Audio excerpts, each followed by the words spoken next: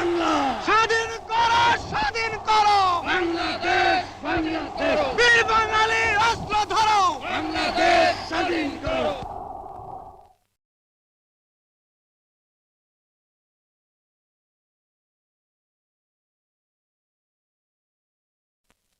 স্বাধীন বাংলার জাতির পিতা, স্বাধীন বাংলার জাতির পিতা মুজিবের পথ ধরো। বাংলাদেশ স্বাধীন করো। মুজিব ভাই এসে গেছেন, তাকে আপনারা স্লোগান দিয়ে অভিবাদন দেন। শেখ মুজিবের পথ ধরো, বাংলাদেশ স্বাধীন করো। মুজিব ভাইয়ের পথ ধরো। বাংলাদেশ স্বাধীন করো। বাঁশের মাঠে তৈরি করো, বাংলাদেশ স্বাধীন করো। বীর বাঙালি অস্ত্র ধরো। বাংলাদেশ স্বাধীন করো। বীর আপনারা জোরে স্লোগান ধরেন, আমার দেশ তোমার দেশ। বাংলাদেশ বাংলাদেশ। আমার দেশ তোমার দেশ। বাংলাদেশ বাংলাদেশ। স্বাধীন করো, স্বাধীন করো। বাংলাদেশ স্বাধীন করো।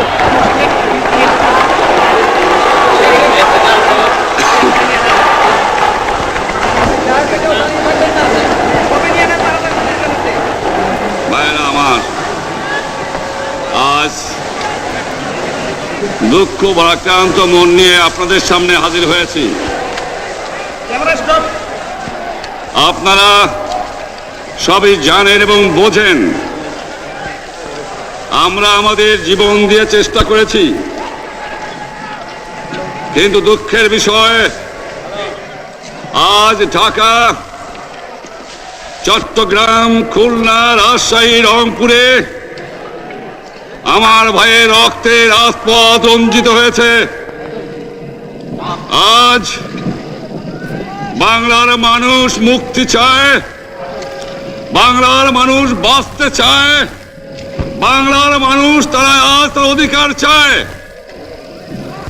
কিন্তু দুঃখের বিষয় আজ দুঃখের সঙ্গে বলতে হয় 23 বছরের করুণ ইতিহাস, বাংলার অত্যাচারের, বাংলার মানুষের রক্তের ইতিহাস, 23 বছরের ইতিহাস, মুমূর্ষ নরনারীর আর্তনাদের ইতিহাস, বাংলার ইতিহাস, এদেশের মানুষের রক্ত দিয়ে রাজপথ রঞ্জিত করার ইতিহাস।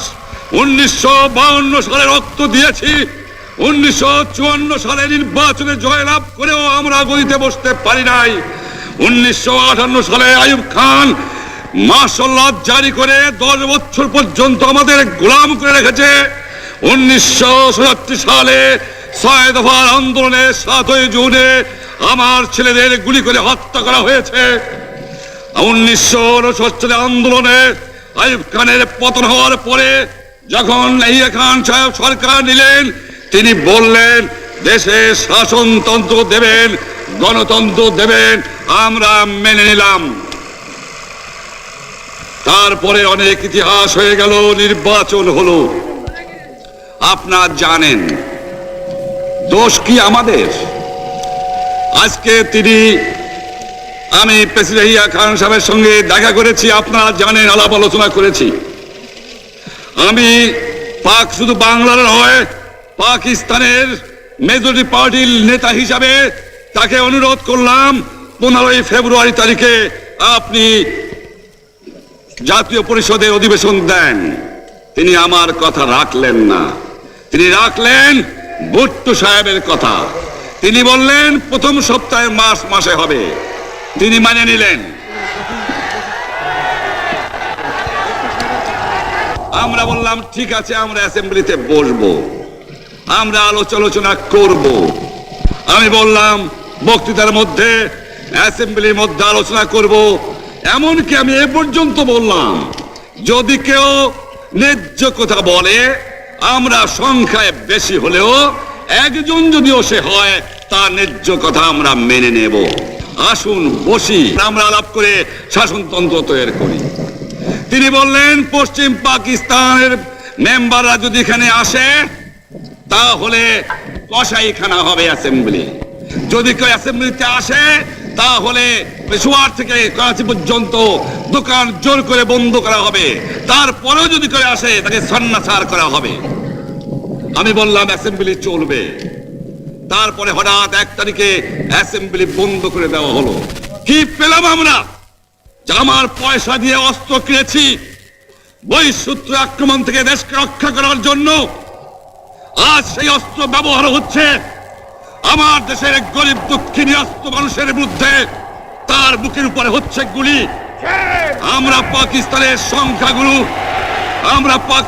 সংখ্যাগুরু, আমরা বাঙালিরা যখনই ক্ষমতায় যাওয়ার চেষ্টা করেছি, যখনই এদেশের মালিক হবার চেষ্টা করেছি, তখনই তারা আমাদের উপর ঝাঁপিয়ে পড়েছেন।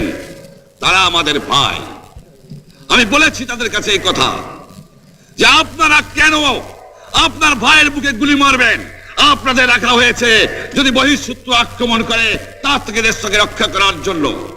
তারপরে উনি বললেন যে আমার নামে বলেছেন, আমি নাকি বলে স্বীকার করেছি যে 10 তারিখে রাউন্ড টেবল কনফারেন্স হবে। আমি উনাকে একথা বলে দেবার চাই, আমি তাকে তা বলি নাই। টেলিফোনে আমার সঙ্গে তার কথা হয়। তাকে আমি বলেছিলাম, জনাব ইয়াহিয়া খান সাহেব, আপনি পাকিস্তানের প্রেসিডেন্ট, দেখে যান, ঢাকায় আসেন কিভাবে আমার গরিবের উপরে, আমার বাংলার মানুষের বুকের উপরে গুলি করা হয়েছে, কি করে আমার মায়ের কোল খালি করা হয়েছে, কি করে মানুষকে হত্যা করা হয়েছে। আপনি আসুন, দেখুন, বিচার করুন, তারপরে আপনি ঠিক করুন। আমি এই কথা বলেছিলাম।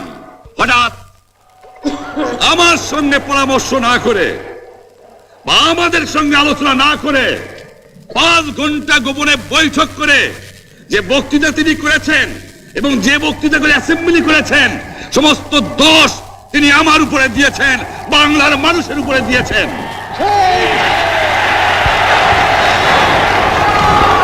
আমি পরিষ্কার মিটিংয়ে বলেছি যে এবারের সংগ্রাম আমার মুক্তির সংগ্রাম, এবারের সংগ্রাম স্বাধীনতার সংগ্রাম। আমার 25 তারিখে অ্যাসেম্বলি কল করেছে, রক্তের দাগ শুকায় নাই। আমি 10 তারিখে বলে দিয়েছি যে ওই শহীদের রক্তের উপর দিয়ে পাড়া দিয়ে আরটিসিতে মুজিবুর রহমান যোগদান করতে পারে না। অ্যাসেম্বলি কল করেছেন, আমার দাবি মানতে হবে। প্রথম সামরিক আইন মার্শাল ল উইথড্র করতে হবে, সমস্ত সামরিক বাহিনীর লোকদের ব্যারাকে ফেরত দিতে হবে, যেভাবে হত্যা করা হয়েছে তার তদন্ত করতে হবে, আর জনগণের প্রতিনিধির কাছে ক্ষমতা হস্তান্তর করতে হবে। তারপরে বিবেচনা করে দেখব আমরা অ্যাসেম্বলিতে বসতে পারবো কি পারবো না। এর পূর্বে অ্যাসেম্বলিতে বসার অ্যাসেম্বলিতে বসতে আমরা পারি না। জনগণ সে অধিকার আমাকে দেয় নাই। ভাইয়েরা আমার, তোমরা আমার উপর বিশ্বাস আছে? আমি প্রধানমন্ত্রিত্ব চাই না, আমরা দেশের মানুষের অধিকার চাই। আর যদি একটা গুলি চলে, আর যদি আমার লোকের উপর হত্যা করা হয়, তোমাদের উপর কাছে আমার অনুরোধ রইল, প্রত্যেক ঘরে ঘরে দুর্গ গড়ে তোলো। তোমাদের যা কিছু আছে তাই নিয়ে শত্রুর মোকাবেলা করতে হবে,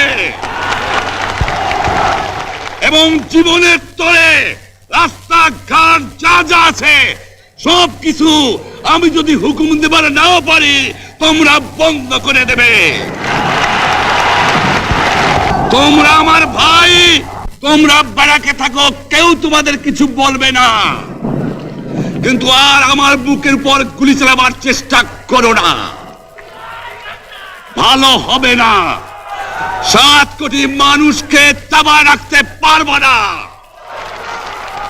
আমরা যখন মরতে শিখেছি তখন কেউ আমাদের দবাতে পারবে না। যে পর্যন্ত আমার এই দেশের মুক্তি না হবে, খাজনা ট্যাক্স বন্ধ করে দেওয়া হলো, কেউ দেবে না।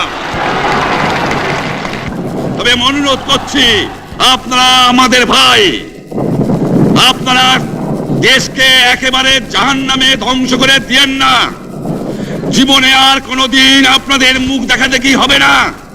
যদিও আমরা শান্তিপূর্ণভাবে আমাদের ফয়সলা করতে পারি, তাহলে অন্তপক্ষে ভাই ভাই হিসেবে বাস করার সম্ভাবনা আছে। সেই জন্য আপনাদের অনুরোধ করছি, আমার এই দেশে আপনারা মিলিটারি শাসন চালাবার চেষ্টা আর করবেন না। দ্বিতীয় কথা, প্রত্যেক গ্রামে, প্রত্যেক মহল্লায়, প্রত্যেক ইউনিয়নে, প্রত্যেক সাব ডিভিশনে আওয়ামী লীগের নেতৃত্বে সংগ্রাম পরিষদ গড়ে তোলো এবং তোমাদের যা কিছু আছে তাই নিয়ে প্রস্তুত থাকো। মনে রাখবা, রক্ত যখন দিয়েছি, রক্ত আরো দেব। এদেশের মানুষকে মুক্ত করে ছাড়বো ইনশাআল্লাহ। এবারে সংগ্রাম আমাদের মুক্তির সংগ্রাম, এবারে সংগ্রাম স্বাধীনতার সংগ্রাম।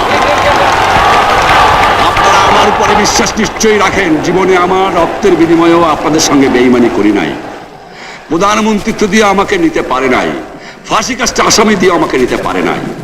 যে রক্ত দিয়ে আপনারা আমার একদিন জেলের থেকে বার করে নিয়ে এসেছিলেন, এই রেসকোর্স ময়দানে আমি বলেছিলাম আমার রক্ত দিয়ে আমি রক্তের ঋণ শোধ করবো, মনে আছে? আমি রক্ত তোমার জন্য প্রস্তুত। আমাদের মিটিং এইখানেই শেষ। আসসালামু আলাইকুম। জয় বাংলা, জয় পাকিস্তান। বীর বাঙালি অস্ত্র ধরো।